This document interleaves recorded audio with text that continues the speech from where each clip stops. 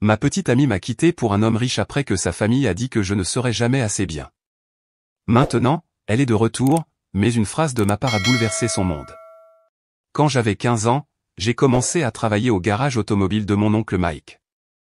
Non pas parce qu'il voulait m'embaucher, il a en fait essayé de m'en dissuader, disant que je devais me concentrer sur l'école. Mais j'en avais marre de porter des vêtements d'occasion et de voir ma mère épuisée tout le temps. De plus, j'ai toujours eu un faible pour les voitures. Je passais des heures à regarder des vidéos YouTube sur les moteurs et les modifications, à dessiner des croquis dans mes cahiers abîmés pendant les cours. Le garage de l'oncle Mike n'avait rien de fantaisie, juste un endroit ordinaire qui faisait du bon travail pour des gens ordinaires. Mais bon, ce garage était mon Harvard. Chaque jour après l'école, je me précipitais là-bas pour balayer les sols, organiser les outils, faire tout ce qui devait être fait. Les mécaniciens plus âgés ont commencé à m'apprendre des choses quand ils ont vu que j'étais vraiment intéressé. À 16 ans, je pouvais faire une vidange les yeux fermés. À 17 ans, j'aidais aux reconstructions de moteurs. C'est là que ça devient intéressant. Un jour, ce type arrive avec une Mustang jetée déglinguée. D'autres garages avaient abandonné, disant qu'elle ne valait pas la peine d'être réparée, mais j'y ai vu du potentiel. J'ai passé 2 semaines à rester tard après mes heures normales, à faire des recherches sur les forums, à essayer différentes choses. Finalement, je l'ai fait rouler mieux qu'une neuve. La nouvelle s'est répandue après ça. Si vous aviez une voiture de performance qui nécessitait un travail sérieux, le garage de l'oncle Mike était l'endroit où aller, et j'étais le gamin à demander. J'ai terminé le lycée avec de bonnes notes, grâce à ma mère qui me harcelait pour mes devoirs, mais l'université n'était pas vraiment au programme. Je suis allé dans une école de métier à la place et j'ai obtenu toutes mes certifications. C'est là que j'ai rencontré Sarah. Bon sang, en y repensant maintenant, j'aurais dû voir les signaux d'alarme dès le premier jour. Elle a apporté sa BMW au garage où je faisais mon apprentissage, rien de spécial, juste une 328 que son papa lui avait achetée pour ses 20 ans. Ouais, je sais, mais elle était différente des filles riches habituelles que nous recevions. Elle semblait réellement intéressée quand je lui expliquais ce qui n'allait pas avec sa voiture, ne faisait pas de grimaces à cause de mes mains tachées de graisse, et riait même de mes blagues de bagnole stupides. Nous avons commencé à sortir ensemble quelques semaines plus tard. Avec le recul, je pense qu'elle me voyait comme sa rébellion contre sa famille snob. Vous savez comment les filles riches sortent parfois avec le mauvais garçon pour énerver leurs parents, sauf que je n'étais même pas un mauvais garçon, juste un gars de la classe ouvrière qui était bon avec les voitures et avait de grands rêves. Ces 2 premières années ont en fait été plutôt géniales. Elle m'apportait le déjeuner au garage et restait traîner pendant que je travaillais sur des projets. J'ai commencé à faire des petits boulots à côté, économisant chaque centime que je pouvais. J'avais cette vision d'ouvrir mon propre endroit, pas seulement un autre garage de réparation, mais un garage sur mesure haut de gamme, le genre d'endroit où les gens apportent leur Ferrari et Lamborghini pour un travail sérieux. Sarah semblait me soutenir, disant toujours qu'elle croyait en moi. Sa famille par contre, nom de Dieu. Imaginez chaque stéréotype sur les snobs de la vieille richesse, multipliez-le par 10, et vous vous en approchez. Son père, monsieur grand homme de l'immobilier, me posait des questions condescendantes sur mon petit passe-temps automobile lors des dîners de famille. Sa mère mentionnait constamment à quel point le fils de son ami réussissait bien à la faculté de médecine ou comment le mari de sa cousine venait de devenir associé dans son cabinet d'avocat. Mais je gardais mon calme et me concentrais sur mes objectifs. À 24 ans, j'avais une solide réputation dans le milieu automobile de Détroit. J'ai commencé à avoir des clients haut de gamme grâce au bouche à oreille et j'ai même été présenté dans un magazine automobile local pour une restauration personnalisée que j'avais faite sur une Shelby GT5 Sense de 1967. Les choses s'amélioraient. Sarah et moi étions ensemble depuis 4 ans à ce moment-là. Nous parlions de mariage, d'enfants, de tout ça. J'économisais pour une bague, rien de fantaisie, mais c'était de l'argent honnête que j'avais gagné de mes propres mains. J'avais tout ce plan pour la demander en mariage une fois que j'aurais obtenu le prêt pour mon garage. Puis tout est parti en vrille. Chaque année, la famille de Sarah organisait ce gala de charité chic pour une fondation quelconque sauver le machin. Habituellement, je trouvais une excuse pour éviter ces choses, rien n'est plus inconfortable que d'être entouré de gosses de riches qui pensent que faire leur propre vidange est excentrique et aventureux. Mais cette fois, Sarah a insisté, disant que c'était important pour sa famille que je sois là. Premier signal d'alarme que j'ai complètement manqué. J'ai bossé comme un dingue cette semaine-là pour terminer la Porsche GT3 d'un client plus tôt afin de pouvoir y aller. J'ai même acheté un nouveau costume, rien de fantaisie, mais définitivement un cran au-dessus de mes affaires habituelles de chez J.C. Penney. J'ai passé 3 heures à regarder des vidéos YouTube sur la façon de faire un nœud Windsor approprié. Avec le recul, j'ai probablement trop forcé, mais bon, je voulais rendre Sarah fière. Le gala avait lieu dans ce manoir ridicule à l'extérieur de la ville. On parle de fontaines dans l'allée, de voituriers, moment gênant quand j'ai reconnu l'un des voituriers, le type travaillait avant chez l'oncle Mike, et assez de lustres en cristal pour aveugler une petite armée. Je me suis senti déplacé dès que je suis entré, mais j'essayais de faire semblant. C'est là que James Morrison III a fait sa grande entrée. Ce connard arrive dans une toute nouvelle Porsche GT3 RS, le modèle exact sur lequel j'avais travaillé toute la semaine, sauf que la sienne sortait tout juste de la salle d'exposition, n'avait probablement jamais vu une poussière. Il entre en portant ce que j'ai découvert plus tard être un costume à 12 000 $, ouais, j'ai cherché, une montre chic qui coûtait probablement plus que mon revenu annuel, et cette coupe de cheveux typique de gosse de riche qui hurle les avocats de mon papa ont des avocats.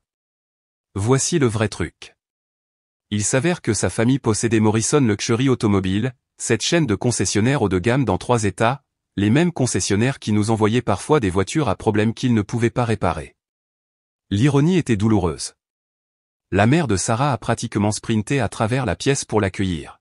« Cher James, nous ne savions pas que vous seriez là. » Un mensonge total, j'ai découvert plus tard qu'il l'avait spécifiquement invité. La minute d'après, il dirige Sarah vers lui, s'assurant qu'ils sont assis ensemble au dîner. Pendant le dîner, j'ai dû rester assis et écouter ce type se vanter de ses dernières entreprises, toutes financées par l'argent de papa, bien sûr.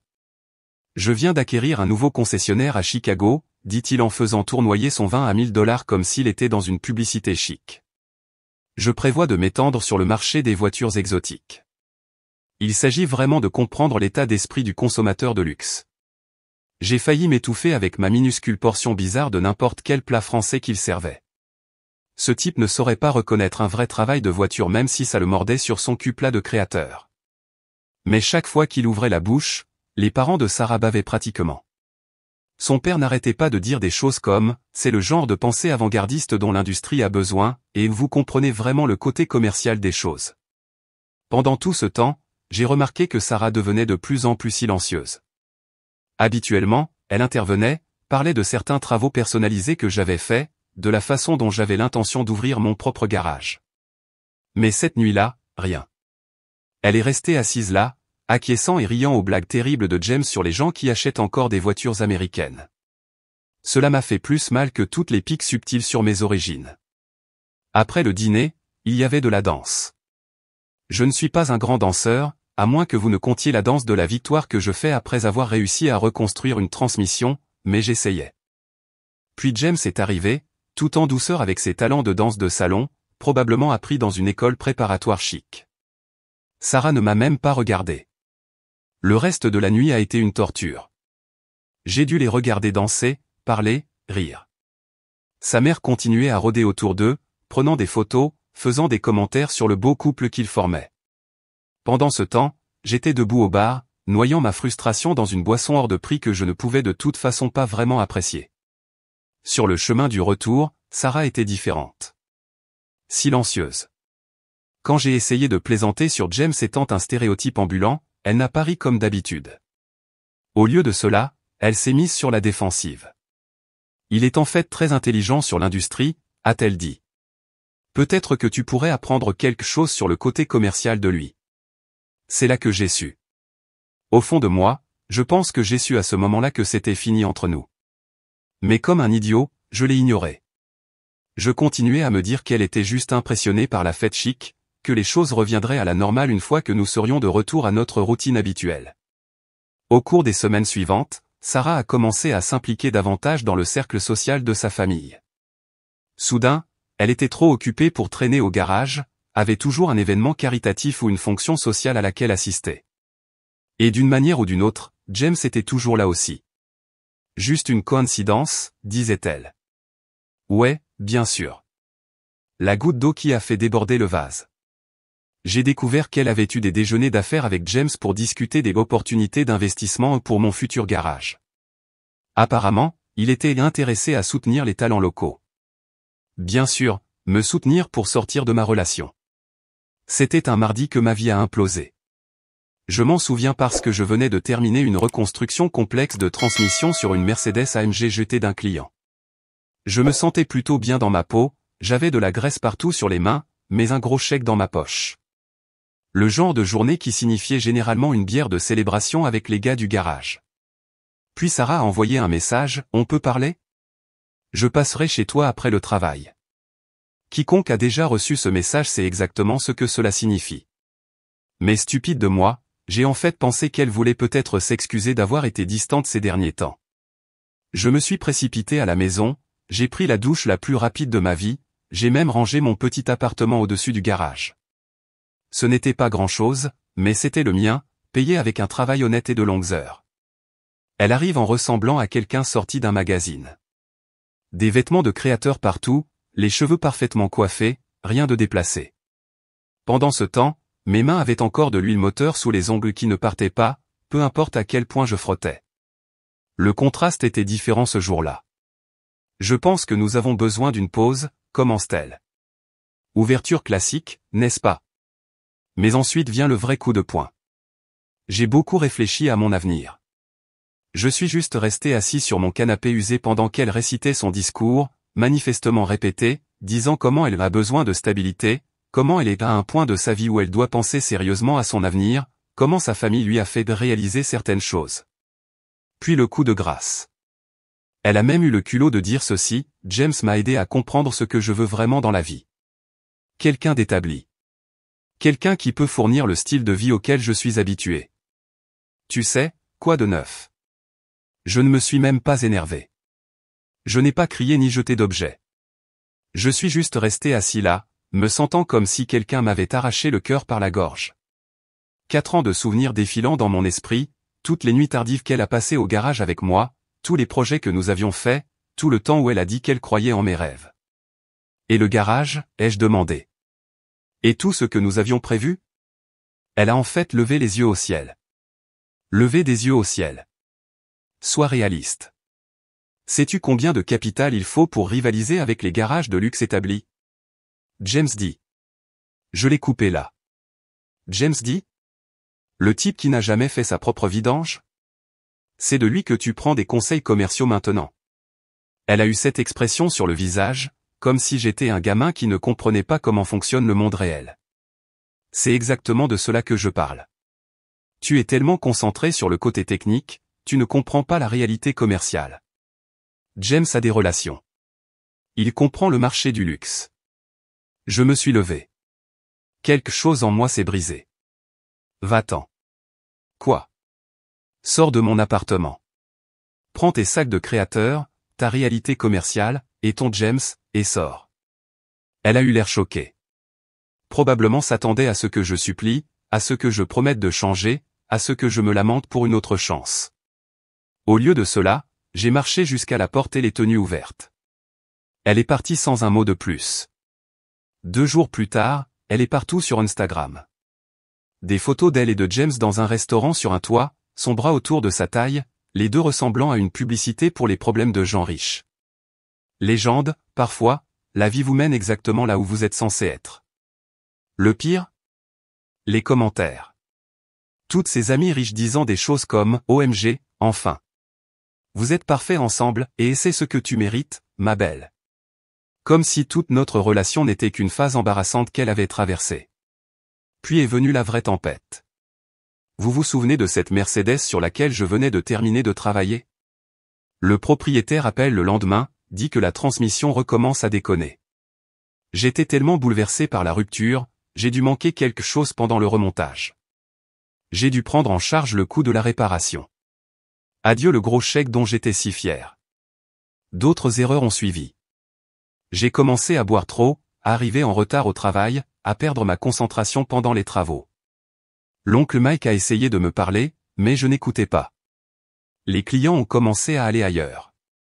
Mes économies pour le garage ont fondu rapidement entre le travail perdu et les tentatives de noyer les souvenirs de Sarah dans l'alcool. J'ai perdu 3 autres gros travaux en 2 semaines. La nouvelle circule vite dans le monde des voitures de luxe. Une erreur et votre réputation en prend un coup. 2 erreurs, les gens commencent à chercher ailleurs. L'oncle Mike a essayé d'aider, C'est un bon gars, il a continué à me donner des chances même quand j'arrivais en retard, avec la gueule de bois, ou les deux. Mais après avoir rayé la Camaro de 1969 restaurée d'un client parce que j'étais trop ivre pour remarquer une clé à molette lâche sur mon établi, il a dû prendre une décision. Il m'a pris à part un vendredi après-midi, la douleur sur tout son visage. Écoute gamin, je t'aime comme un fils, mais je ne peux pas te laisser travailler sur des voitures comme ça. Tu vas te faire du mal ou faire du mal à quelqu'un d'autre. Prends du temps. Remets tes idées en place. Cette nuit-là, j'ai bu jusqu'à ne plus pouvoir ressentir d'émotion. Je me suis réveillé sur le sol de ma salle de bain avec 3 appels manqués de mon propriétaire. Il s'avère que j'avais manqué 2 mois de loyer pour mon appartement au-dessus du garage. J'avais été tellement bouleversé que je n'avais même pas remarqué les avis de retard qui s'accumulaient. Le vrai coup de poignard dans le dos? Mon compte d'épargne était presque vide. 4 ans à économiser soigneusement chaque centime pour le garage de mes rêves, parti en moins de 2 mois d'autodestruction. Entre les travaux bâclés que j'ai dû rattraper, la boisson, et les tentatives de garder les apparences lors des quelques rendez-vous que j'avais, comme si cela allait aider, j'avais dépensé presque tout. J'ai dû retourner vivre chez ma mère à 26 ans. Elle n'a rien dit quand je suis arrivé à sa porte avec 2 sacs de voyage et une boîte d'outils, elle m'a juste serré dans ses bras et a dit que le dîner serait prêt dans 1 heure. Mais je l'ai vue pleurer dans la cuisine plus tard cette nuit-là. Cela m'a anéanti. Savoir que je faisais pleurer ma mère après tout ce qu'elle avait sacrifié pour bien m'élever. J'ai commencé à prendre tous les boulots que je pouvais trouver. Je travaillais chez AutoZone la journée, livrais des pizzas la nuit. Mais le pire? J'ai dû prendre un emploi de voiturier dans ce restaurant chic du centre-ville, le même genre d'endroit où je rêvais d'emmener Sarah une fois que j'aurais réussi. Puis c'est arrivé. Le moment qui m'a vraiment brisé. Je suis debout là, en uniforme de voiturier, pantalon en polyester bon marché et un gilet rouge qui me faisait ressembler à un elfe de Noël rejeté, quand cette Porsche GT3 RS familière s'arrête. Cette nuance spécifique de bleu requin qui hante toujours mes rêves. En sorte James, ressemblant à un mannequin GQ, puis Sarah, portant cette robe rouge qui coûtait probablement plus cher que ma voiture. Des vêtements de créateurs partout. Ce bracelet de tennis dont James avait posté qu'il lui avait offert sur Instagram, oui, je consultais toujours leurs réseaux sociaux pathétiquement. Elle m'a vu. Je sais qu'elle m'a vu. Mais elle m'a regardé comme si j'étais invisible. Elle m'a juste tendu sa pochette avec ce sourire étudié que l'on donne aux employés. James par contre, m'a en fait reconnu. Il a eu ce petit sourire narquois sur le visage, a sorti son portefeuille. Prends bien soin, dit-il en me tendant un billet de $100. Je sais à quel point les choses ont été difficiles pour toi ces derniers temps. Je voulais lui enfoncer ce billet dans la gorge. Je voulais lui dire que j'avais oublié plus de choses sur les voitures qu'il n'en saurait jamais. Je voulais lui faire remarquer que l'argent de papa ne faisait pas de lui un homme. Mais savez-vous ce que j'ai fait? J'ai pris l'argent. Parce que j'en avais besoin. Parce que la climatisation de ma mère était cassée et qu'elle ne me laissait pas payer pour la réparer, mais je savais que ces $100 couvriraient les pièces dont j'avais besoin. Cette nuit-là après mon quart de travail, je me suis assis dans ma voiture, la même Mustang dont j'étais si fier de construire à partir de rien, montrant maintenant son âge et sa négligence. J'ai sorti mon téléphone, regardé l'Instagram de Sarah. Ils étaient là, dans le même restaurant où je venais de faire le voiturier. Couple parfait. Vie parfaite. Tout parfait. 30 livres de poids de dépression sur ma carcasse. Uniforme bon marché puant les voitures des autres. Ce billet de $100 brûlant un trou dans ma poche. C'était mon fond du baril. Mais voici ce qu'il y a en touchant le fond. Une fois que vous y êtes, vous n'avez plus rien à perdre. Je suis rentré chez moi cette nuit-là, je suis passé droit devant ma mère regardant ses émissions de fin de soirée, dans ma vieille chambre où mes trophées de lycée étaient encore sur le mur. Je suis resté là à me regarder dans le miroir pendant ce qui a semblé des heures. Le gars qui me regardait? Je ne le reconnaissais plus. Je ne m'étais pas rasé depuis des semaines, des cernes sous les yeux. J'avais l'air d'un étranger portant mon visage. C'est là que j'ai pris la décision. La décision. Grandez, grandez. Parce que parfois, il faut complètement se briser avant de pouvoir se reconstruire. Et se reconstruire? C'est exactement ce que j'allais faire. Ce billet de $100 que James m'avait donné? Ça a tout changé. Mais pas de la manière dont il l'avait voulu. Le matin après l'incident du voiturier, je me suis réveillé à 4 heures du matin. Quelque chose en moi était différent. J'ai marché jusqu'à ma salle de bain, attrapé la vieille balance numérique de ma mère, et j'ai affronté la réalité. 242 livres. J'avais pris 47 livres de poids de dépression pure en seulement quelques mois. J'ai sorti mon téléphone, supprimé toutes les applications de livraison, me suis désabonné de Sarah et James surtout, et j'ai téléchargé une application de suivi des calories à la place. Puis j'ai fait quelque chose que je n'avais pas fait depuis le football au lycée. J'ai mis mes vieilles chaussures de course et je suis allé courir. J'ai tenu exactement 6 minutes avant de penser que mes poumons allaient exploser. Mais voici ce qu'il y a en touchant le fond du baril. Vous n'avez rien d'autre que du temps. Pas de petit ami, pas de vie sociale à entretenir, plus de réputation à protéger. Juste des heures et des heures pour vous reconstruire. Alors j'ai fait un plan. Un vrai. Pas le genre de résolution du nouvel an. 4h30 du matin, réveil. Milkshake protéiné, appris la nutrition appropriée sur YouTube. 5h du matin, gym. 7h du matin, quart de travail chez AutoZone. 16h, travail de voiturier. 23h, études de commerce et de marketing jusqu'à ce que je ne puisse plus garder les yeux ouverts. Recommencer et répéter. Chaque jour. Le premier mois a été un enfer. Mon corps me faisait constamment mal. Vivre chez ma mère à 26 ans ressemblait à l'échec ultime. Le travail de voiturier était un rappel constant de tout ce que j'avais perdu.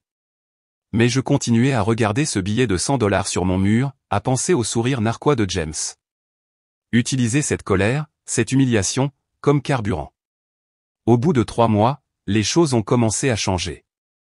J'avais perdu 25 livres, j'ai recommencé à voir la définition musculaire.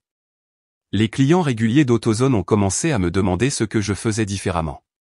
Mais le plus grand changement se produisait dans mon esprit. Voyez-vous, travailler chez AutoZone avait cet avantage inattendu. Je pouvais parler à toutes sortes de passionnés de voitures à Détroit, des pères de banlieue travaillant sur leurs projets du week-end aux collectionneurs sérieux entretenant leurs classiques. J'ai commencé à remarquer des modèles dans ce dont ils se plaignaient, les services qu'ils ne pouvaient pas trouver, ceux qu'ils souhaitaient exister. Les gars haut de gamme, surtout, se plaignaient sans cesse de la façon dont les concessionnaires, comme la chaîne de la famille de James, surfacturaient pour des travaux de base et gâchaient les choses complexes. Plus j'écoutais, plus je voyais un vide sur le marché. Ces gars voulaient quelqu'un qui comprenait à la fois la mécanique et le marché du luxe. Vous vous souvenez de cet entrepôt dont j'ai parlé plus tôt? Je l'ai trouvé lors d'un quart de travail de voiturier. Cet immense bâtiment abandonné à Corktown, juste entre les riches banlieues et le centre-ville. L'ancien propriétaire a fait faillite pendant le Covid. L'endroit était un désastre. Fenêtres cassées, graffitis partout, probablement quelques résidents douteux dans les coins. Mais bon sang, les fondations étaient parfaites. De hauts plafonds, un excellent emplacement, des portes massives qui pouvaient accueillir n'importe quel véhicule. Pendant mes pauses, je m'asseyais dans ma voiture devant ce bâtiment, calculant des chiffres, esquissant des plans, planifiant. Le prix demandé était bien au-dessus de mes moyens, $400 000. Mais je ne pouvais pas arrêter d'y penser. Puis est venue la percée. Un soir, je suis voiturier, et cette Rolls-Royce Phantom déglinguée arrive. Ouais, c'est une chose. Le propriétaire, un homme d'affaires de Détroit à l'ancienne, Monsieur Thompson, dit que la voiture fait un bruit bizarre. Il s'est plaint à 3 concessionnaires différents, a dépensé des milliers, et le problème est toujours là. J'entends ça et je sais immédiatement de quoi il s'agit. Un problème classique de suspension pneumatique que ces modèles ont. Je lui donne mon diagnostic. Il est sceptique mais désespéré, dit que je peux la regarder après mon quart de travail si je veux. J'ai passé 2 heures dans ce parking à réparer sa voiture avec des outils de base de mon coffre. Quand je termine, il est choqué. Il commence à me poser des questions sur mes antécédents, mes projets. Je lui ai tout raconté, sur l'entrepôt que je voulais acheter, sur ma vision d'un garage de luxe différent, sur la façon dont le marché actuel sous-desservait des gars comme lui. Nous avons dû parler pendant 1 heure de plus. Le lendemain, il appelle, veut me rencontrer à son bureau. J'arrive dans mes meilleurs vêtements, ce qui ne voulait pas dire grand-chose à ce moment-là, les mains toujours tachées d'huile moteur malgré les avoir frottées à vif. Il a une proposition. Il aidera à garantir le prêt pour l'entrepôt, plus $200 000 pour les rénovations et l'équipement. En retour, il veut 25% de l'entreprise et un service prioritaire pour sa collection de voitures. Mais voici le hic, j'avais 3 mois pour prouver que je pouvais gérer une entreprise. Je devais créer un plan d'affaires complet, une stratégie de marketing, tout. Oh, et je devais me remettre en règle avec la communauté automobile de luxe. Aucune pression, n'est-ce pas? Vous savez ce que j'ai fait? J'ai pris tous les cours de commerce gratuits en ligne que j'ai pu trouver. J'ai passé mes quarts de travail de voiturier à étudier les clients haut de gamme, comment ils parlaient, ce qu'ils valorisaient, ce qui les faisait faire confiance à une entreprise. J'ai utilisé mes relations chez AutoZone pour commencer à reconstruire ma réputation dans la communauté automobile, j'ai demandé des faveurs à chaque mécanicien que j'avais aidé. J'ai perdu encore 20 livres, j'ai commencé à mieux m'habiller, pas chic, mais professionnel. Des vêtements propres, repassés, même pour le travail de voiturier. J'ai changé ma façon de parler, ma façon de me comporter. Pas en prétendant être quelque chose que je n'étais pas, mais en devenant la meilleure version de moi-même. 3 mois plus tard, je suis entré dans le bureau de Monsieur Thompson, un homme différent. Physiquement, mentalement, professionnellement, tout avait changé. J'ai claqué un plan d'affaires de 100 pages que j'avais réécrit 12 fois. J'avais 5 propriétaires de voitures de luxe prêts à signer des contrats d'entretien. J'avais un plan de rénovation complet pour l'entrepôt. Il a lu tout ça, m'a regardé longuement, puis a ouvert le tiroir de son bureau et a sorti un jeu de clés. Les clés de l'entrepôt. Il l'avait déjà acheté. Il a dit qu'il savait après la 2e semaine que j'allais y arriver, il voulait juste voir jusqu'où j'allais me pousser. Cette nuit-là, debout dans mon futur garage, couvert de poussière et de toiles d'araignée, j'ai finalement décroché ce billet de $100 de mon mur. Non pas parce que j'étais passé à autre chose, mais parce que j'avais besoin de place pour le permis de construire qui allait tout changer. Rénover cet entrepôt, c'était comme ramener une voiture morte à la vie. Il faut tout démonter jusqu'au métal nu avant de pouvoir le reconstruire correctement. Le premier jour où je suis entré en tant que propriétaire, j'ai trouvé 300 abris vivants dans le coin bureau et assez de pigeons pour démarrer une équipe de course. Le toit fuyait à 17 endroits différents. Le sol en béton était plus fissuré que la boussole morale de mon ex. Mais bon sang, il y a quelque chose de thérapeutique à détruire des choses pour les reconstruire mieux. J'ai passé 2 semaines à démolir des murs intérieurs et à nettoyer des décennies de vieilles affaires industrielles. Monsieur Thompson pensait que j'étais fou de faire le travail de démolition moi-même, mais j'en avais besoin. Besoin de sentir chaque partie de cet endroit se transformer sous mes mains. Vous vous souvenez de ce plan d'affaires dont j'ai parlé? Il prévoyait 3 mois de rénovation avant l'ouverture. Nous l'avons fait en 7 semaines. Je parle de journées de 18 heures, dormant sur un lit de camp dans ce qui deviendrait le salon client, ne mangeant rien d'autre que des barres protéinées et du café de station-service. Ma mère m'apportait des vêtements propres et de la vraie nourriture, me disant que je travaillais trop dur. Mais elle ne comprenait pas. Ce n'était pas du travail, c'était la rédemption. Le sol a fini par coûter près de $50 000 pour être bien fait, un revêtement époxy spécial qui pouvait résister à tout, des déversements d'huile aux marques de pneus Bugatti. Les ponts élévateurs? Encore $100 000 pour les bons, pas de ces gadgets hydrauliques bon marché qui tombent en panne tous les 2 mois. Chaque dollar dépensé était un investissement pour leur prouver qu'ils avaient tort. Le jour de l'ouverture n'avait rien de fantaisie. Pas de grande cérémonie, pas de coupe de ruban. J'ai juste ouvert les portes à 7 heures du matin un mardi. J'avais exactement 5 rendez-vous prévus, tous les contacts de Monsieur Thompson. À 8 heures du matin, j'ai eu mon premier vrai test. Une Rolls-Royce Cullinan arrive, le propriétaire se plaignant d'un bruit bizarre dans la suspension. D'autres garages lui avaient cité $15 000 pour un remplacement complet du système. Il m'a fallu 2 heures pour diagnostiquer et réparer un actionneur lâche qui coûtait $300 en pièces. L'expression sur son visage quand je lui ai remis la facture? Inestimable. Il a appelé 3 amis avant même de quitter le parking. C'est là que les choses ont commencé à bouger. La nouvelle s'est répandue comme une traînée de poudre dans la communauté des voitures de luxe. Ce nouveau garage à Corktown. Le type qui le dirige sait vraiment ce qu'il fait, ne vous arnaque pas, des prix justes pour un travail de qualité. Au bout de la 3e semaine, nous étions complets 2 semaines à l'avance. J'ai embauché mes 2 premiers mécaniciens, 2 gars que je connaissais de l'époque du garage de mon oncle Mike et qui voulaient se lancer dans le travail haut de gamme. Je les ai formés moi-même, je me suis assuré qu'ils comprenaient mes normes. Pas de raccourcis, pas de surfacturation juste parce que le client a de l'argent. Puis est venu le bouleversement. Vous vous souvenez de cette restauration de Ferrari que j'ai mentionnée il y a longtemps? Le propriétaire était un ponte du monde des voitures de collection. Il apporte sa Ferrari 250 GTE de 1962. L'atelier précédent avait complètement bâclé la reconstruction du moteur, voulait encore 40 000 $ pour réparer leurs erreurs. J'ai passé une semaine à reconstruire ce moteur moi-même, restant debout jusqu'à 3 heures du matin à étudier les manuels Ferrari originaux. Quand je l'ai démarré pour la première fois, ce V12 chantant comme s'il venait de sortir de Maranello, bon sang, j'ai réellement pleuré. Le propriétaire était si heureux qu'il nous a présenté dans le bulletin de son club automobile. La minute d'après, nous recevions des appels de collectionneurs de tout le pays. 6 mois après, j'ai dû embaucher 3 autres mécaniciens.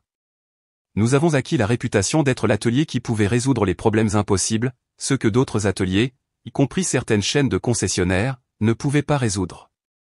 J'ai commencé à recevoir des appels de propriétaires de voitures exotiques fatigués d'avoir affaire aux concessionnaires. Voici où ça devient bon. J'ai commencé à remarquer un schéma. Beaucoup de plaintes concernant Morrison Luxury Automobile, la chaîne de papa de James. Leur département de service périclitait. Facturant des prix fous pour des travaux de base, gâchant des travaux complexes. Pourquoi? Parce que James avait convaincu son vieux de réduire les coûts de formation des techniciens, pensant que les riches paieraient de toute façon n'importe quoi.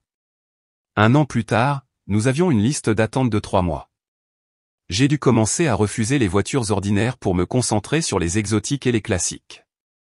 J'ai étendu au bâtiment voisin, doublé notre espace de travail, installé un système de diagnostic Ferrari spécialisé qui coûtait plus cher que ma première maison. Puis un jour, cette Porsche GT3 RS familière s'arrête devant. Pas pour un service, juste garée là pendant que son propriétaire allait au nouveau café de l'autre côté de la rue. Peinture bleu requin un peu terne maintenant, disque de frein montrant une usure importante. Je pouvais dire au son qu'elle avait besoin d'un nettoyage de carbone. Mais le propriétaire n'avait pas encore compris qui j'étais. Voyez-vous, j'étais resté assez discret. Aucune présence sur les réseaux sociaux, aucune publicité, tout par bouche à oreille. Des magazines d'affaires locaux avaient fait quelques articles sur le garage, mais j'avais toujours refusé les photos. Il ne s'agissait pas de moi, il s'agissait du travail. Mais maintenant, en regardant cette Porsche garée là, sachant ce qui allait arriver, bon sang, Karma était sur le point de réclamer son dû. Vous vous souvenez de cette Porsche GT3 RS d'apparence fatiguée que j'ai mentionnée? 2 semaines après l'avoir vue devant mon garage, elle est finalement arrivée en tant que cliente. Pas avec James au volant. Il avait apparemment envoyé un des employés de son concessionnaire. La voiture fonctionnait mal et leur technicien ne comprenait pas pourquoi. L'employé m'a remis les clés sans avoir la moindre idée de qui j'étais. J'ai fait une inspection complète pendant que l'employé attendait. La voiture était un désastre. Accumulation de carbone, plaquettes de frein usées, liquide de transmission qui n'avait probablement pas été changé depuis qu'elle avait quitté l'usine. Signe classique d'un propriétaire qui se soucie plus du badge que de la machine. J'ai rédigé un devis complet et l'ai remis à l'employé. Le total s'élevait à environ 18 000 $ de travaux nécessaires. L'employé a appelé James juste là, dans mon bureau. J'entendais James au téléphone. C'est ridicule. Notre service après-vente a dit qu'elle n'avait besoin que d'une mise au point. Ma journée a été faite quand l'employé a répondu « Monsieur, vous m'avez dit de l'emmener au meilleur garage de Détroit. » C'est ce garage. James arrive 1 heure plus tard, s'attendant probablement à faire valoir son poids. Il entre dans mon bureau sans me reconnaître au début. J'avais beaucoup changé en 3 ans. Gagné 30 livres de muscles, laissé pousser une barbe bien entretenue, portant un costume sur mesure au lieu de combinaison de mécanicien. Le moment de la reconnaissance? De l'or pur. Son visage est passé par environ 5 émotions différentes en 3 secondes, choc, incrédulité, colère, peur, et enfin, respect. Parce qu'il savait. Un seul regard autour de mon garage lui a dit tout ce qu'il avait besoin de savoir. 6 voitures haut de gamme en cours de réparation, 3 certificats Ferrari sur le mur, et une liste d'attente si longue que nous devions arrêter de prendre de nouveaux clients. Comment, a-t-il commencé à demander. Travail acharné, les jeux interrompus. Quelque chose que l'argent de papa ne peut pas acheter. Il a essayé de sauver la face, a commencé à parler de collaboration. Sa chaîne de concessionnaires était en difficulté. Il s'avère que les économies sur le service n'étaient pas une si bonne stratégie à long terme. Mais je n'étais pas intéressé à aider le gars qui m'avait tout pris. Votre voiture sera prête dans 2 semaines, lui ai-je dit. Conditions de paiement standard, 50% à l'avance. Le meilleur? Il a payé. Il n'avait pas le choix, vraiment. Sa réputation était en jeu, et son concessionnaire ne pouvait pas réparer la voiture correctement. Mais ce n'était que l'entrée. Le plat principal est arrivé environ un mois plus tard lorsque j'ai reçu un courriel intéressant. Morrison Luxury Automobile cherchait à vendre certaines de ses succursales. Il s'avère que la réputation de leur service après-vente avait tellement chuté qu'ils perdaient des millions. Les clients haut de gamme partaient en masse, beaucoup d'entre eux venant chez nous. Vous vous souvenez de Monsieur Thompson, mon mentor et investisseur? Il s'avère qu'il siège au conseil d'administration de plusieurs banques, des banques qui détenaient les prêts commerciaux de la famille Morrison. Un coup de téléphone de sa part, et soudain, ces prêts étaient examinés de près. La cerise sur le gâteau? Sarah s'est présentée à mon garage à l'improviste un après-midi. Elle avait l'air différente. Les vêtements de créateur avaient disparu, remplacés par des vêtements ordinaires. Ce vernis de fille riche parfaite s'était estompé. Il s'avère que les problèmes financiers de la famille de James l'avaient touché. Plus de cartes de crédit illimitées, plus de virées shopping de luxe. J'ai fait une erreur, a-t-elle dit, debout dans mon bureau, le même bureau où j'avais autrefois rêvé de construire quelque chose de grand. Je n'aurais jamais dû te quitter. Tu étais la vraie chose, et j'étais trop aveugle pour le voir. À ce moment-là, Emma est entrée, ma petite amie depuis 2 ans. Une ancienne pilote de course professionnelle qui dirige maintenant sa propre entreprise de fabrication de pièces de performance. Elle est tout ce que Sarah prétendait être, intelligente, motivée, authentique. L'expression sur le visage de Sarah quand Emma m'a embrassé pour me dire bonjour? Mieux que n'importe quelle vengeance que j'aurais pu planifier. L'erreur n'a pas été de partir, ai-je dit à Sarah. L'erreur a été de penser que j'avais besoin de toi pour réussir. Aujourd'hui, mon garage est l'endroit incontournable pour les voitures exotiques dans le Midwest. Nous avons une liste d'attente de 6 mois, 3 emplacements et une réputation d'excellence que l'argent ne peut acheter. La famille de James a dû vendre la plupart de leurs concessionnaires. Karma est une garce quand on construit son succès sur du sable. Aux dernières nouvelles, il travaille comme vendeur de voitures d'occasion dans l'Ohio. Sarah? Elle est toujours avec lui, mais pas par choix. Il s'avère que lorsque vous construisez toute votre vie autour de l'argent de quelqu'un d'autre, il est difficile de partir quand cet argent disparaît. Son Instagram ces jours-ci, ce sont des posts du genre béni avec ce qui compte, vous savez, le genre que les gens font quand ils essaient de se convaincre qu'ils sont heureux. Moi? Je viens de signer un accord pour ouvrir 2 autres succursales. Emma et moi nous marions le printemps prochain, avec la cérémonie dans le premier entrepôt que j'ai rénové. Monsieur Thompson sera mon témoin. Ce billet de $100 que James m'a donné quand j'étais voiturier? Il est encadré dans mon bureau, juste à côté du prix d'entrepreneur de l'année dernière. Parfois, je pense à cette nuit en tant que voiturier, en les regardant entrer dans ce restaurant comme s'ils possédaient le monde. Tout ce que j'ai construit depuis. Il ne s'agit pas de vengeance.